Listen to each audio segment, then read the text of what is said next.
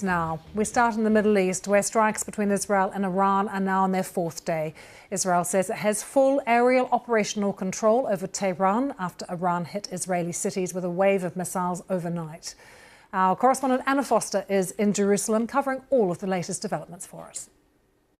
Let me bring you right up to date with the latest on the conflict between Israel and Iran and hostilities here in the Middle East, which continue to increase as 4 days now have passed since those attacks that Israel launched on Iran in the very early hours of Friday morning. Now, Israel's defense minister, Israel Katz, has warned that the residents of Tehran would, as he put it, pay the price for Iranian attacks on his country's citizens. But he has since qualified that statement that he put on social media. He said that there was no intention to physically harm the city's residents.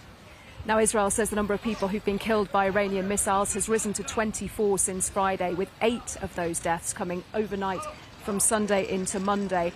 There were missile attacks against Haifa and Tel Aviv.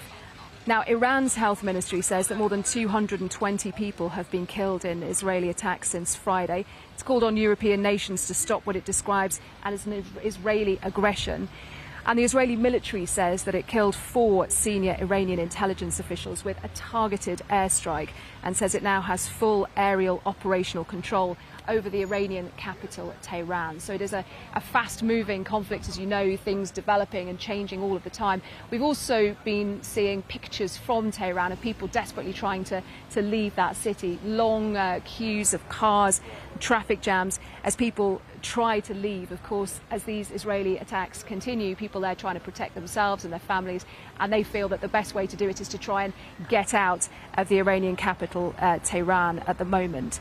Now, Israel has been also experiencing, seeing and hearing and feeling these barrages of Iranian missiles that have been coming towards Haifa, towards Tel Aviv as well. I just want to show you these pictures filmed by our BBC cameraman, Robbie Wright. This is what it looked like early this morning in Tel Aviv.